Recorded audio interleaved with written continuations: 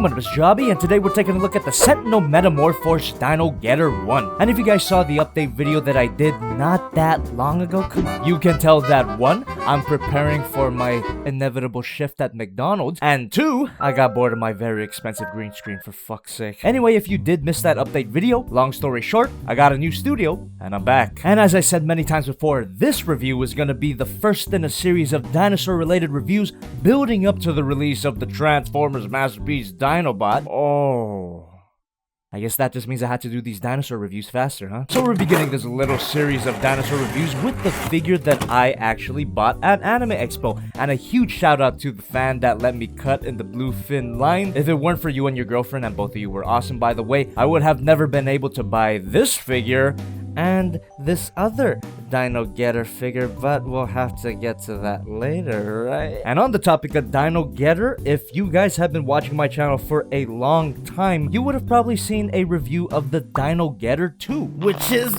this bad boy here. And because I wasn't too familiar with higher end action figures at the time I reviewed this guy, I might have thrown a little more shade than it probably deserved. My verdict for this figure was something along the lines of, it's a rose, but it's a rose that smells like boop, boop, boo. And that's all I'm gonna sing for you today because that review actually got demonetized, copyrighted, help me. But ever since that time, I realized that some higher end figures are not as solid as I would want them to be. But that doesn't change my personal taste that I prefer figures that are just a little bit tight. So with that being said, I shall reach back into the past and change my verdict a little bit. You can still keep the kiss, Dino Getter 2.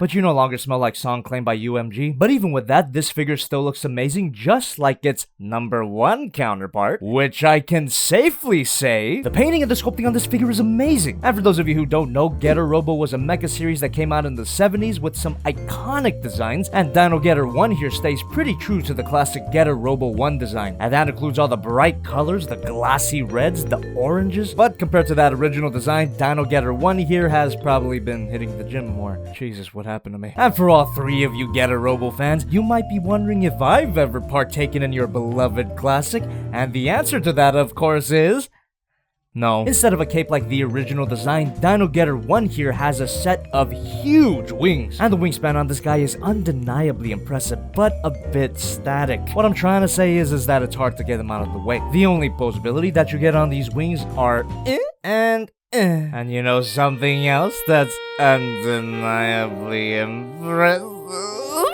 Too many dick jokes. Now the painting and the sculpting on his actual head is also very impressive. Very clean painting and sculpting, and such a great design here. With the dinosaur theme, that impressive wingspan, and that edge. This design really gives me that feeling of something that a middle schooler would doodle at the margins of his notebook. My original character is strong, and he could turn into a dinosaur. He's super fast. He can kill everything with his super cool wings, and hire me, Marvel. Little kids are stupid. And on the topic of edgy shit, kids, there is a black variant of this figure, and my god, I could just hear the drowning pool. So coming to the back of the figure here, there's this little attachment connected to a ball joint that came separate out of the box, but it's a little too tight for comfort. Of course, after many days of play, it did loosen up a little bit, but come on, Sentinel, this tiny little thing didn't have to be this tight. If anything, that sort of tightness could have been reserved for the rest of the figure! Just like the previously mentioned Dino Getter 2, this figure doesn't feel the best. And really, the major solidity issue is with these thigh pieces. I mean, why don't they snap in? Of course, they fold in because of the transformation, but would it have killed Sentinel to include some kind of tabbing mechanism? If there's any possible way to mitigate this shitload of poop, please leave it down in the comments. So leg joint wise, not the best, but in terms of the weight and the sheer temperature of the figure, it actually doesn't feel that bad. So my coat touch technique actually isn't the best right now, seeing as this studio is kinda hot. But for sure, these parts at the leg are made out of die-cast metal. And of course, his his toes. And you notice that despite this huge and heavy wingspan, he can still actually stand up, and all of my complaints about the feel of the figure seems to become irrelevant. But if for any reason you feel that these awesome wings are getting in the way, you crazy person, you can always remove them for your convenience, and this is how it came out of the box. And the set of wings is actually one of the few accessories you get with this figure. First of all, you get these scythe handles, but seemingly no blades for them. But, and this is a pretty cool feature here, the blade for those scythes are actually hidden at the wing's edge, and I could just plug into any one of those, and that just slides in with no hassle. And if any of you are wondering, yes, he can double hand a scythe, or he could even dual wield some scythes. Ouch, that middle school edge. My original character has these two big swords that he can kill the bad guys with, and he could kill the mean people that have wronged him in his life. And if I say anything to subvert your expectations about this child character, I might get fired from my job at Disney. As cool as these getter scythes looks, there's something off about the way he's holding them. I mean, I don't think people hold stuff like that. And of course, if you aren't using the scythes, you can always reattach that unused blade into the wings, but the scythe handles can't really be stored anywhere on the figure. But there's always a place you can put a sharp, pointy object. No. And you also get another set of weapons, and these are what you call the Getter Tomahawks. And again, they just slide into the hands. And while this does look cool, it doesn't look as cool as the Edge Boy scythes. My original character would never carry these weapons because they're gay. And unlike the scythe handles, these weapons could actually attach to the figure. Simply pull these parts up, and you could get these pegs to tab into these holes.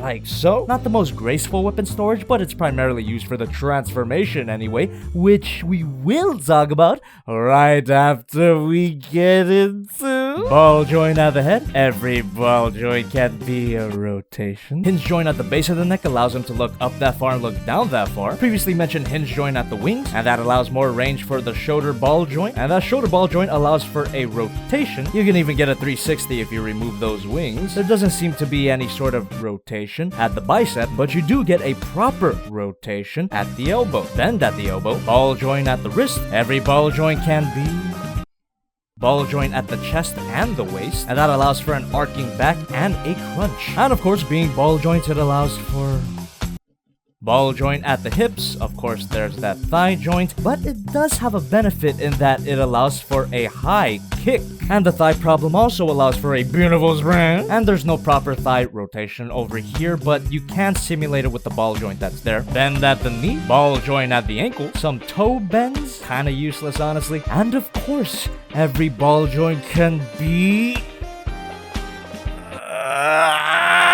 look, I wouldn't have been so adverse to saying that word if you guys hadn't run it into the ground. I try to show you guys something significant, something that's important to me. You know, I played Master Chen in a Ninjago fan film, and I think I did a pretty good job. And in that post that I shared that fan film, I specifically stated, do not swivel spam. And what do some of you guys immediately do? You go to that video, you get your sweaty fingers on your goddamn Cheeto-encrusted keyboards, and you just tip away. Swivel here, oh, swivel my wibbles, Jobby. Oh, if I type in swivel in the comments, maybe Jobby will like me. No! Fuck's sake, man.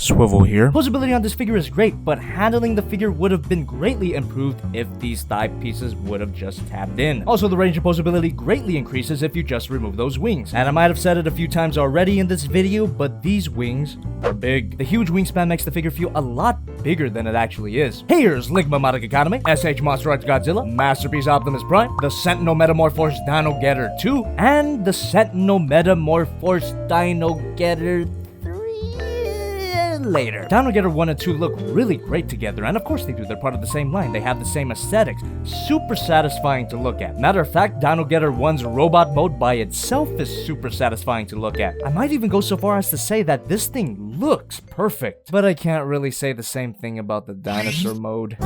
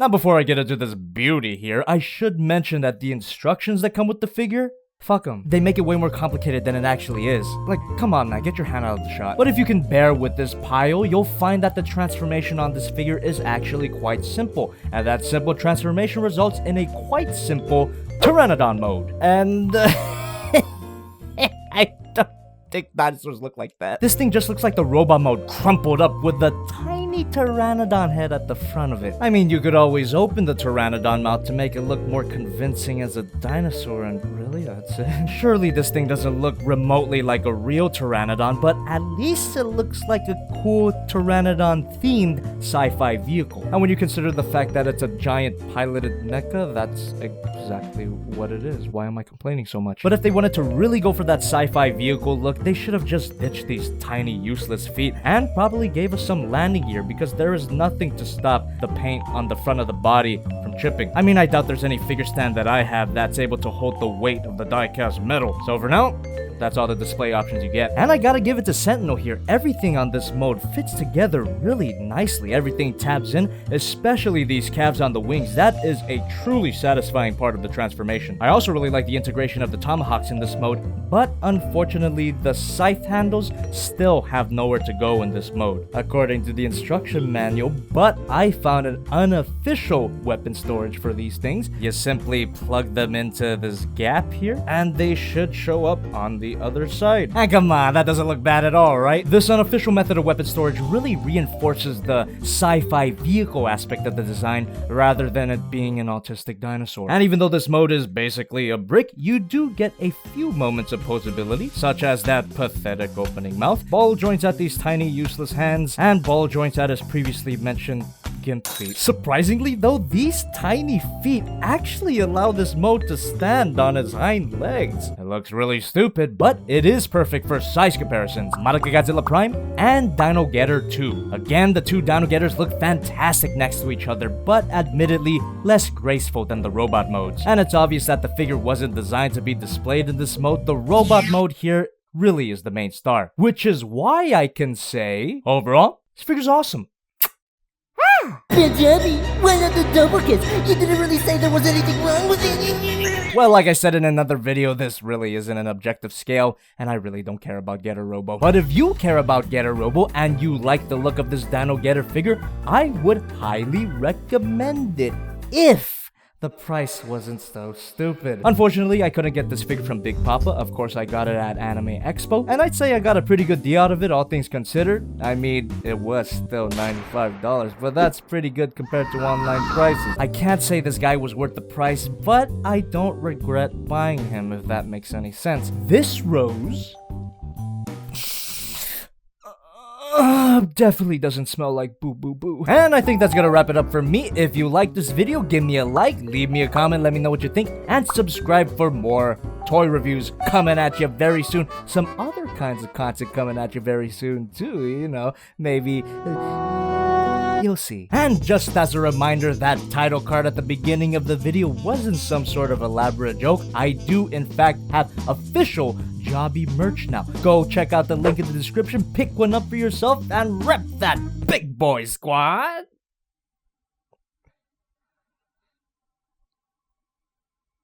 Swivel here.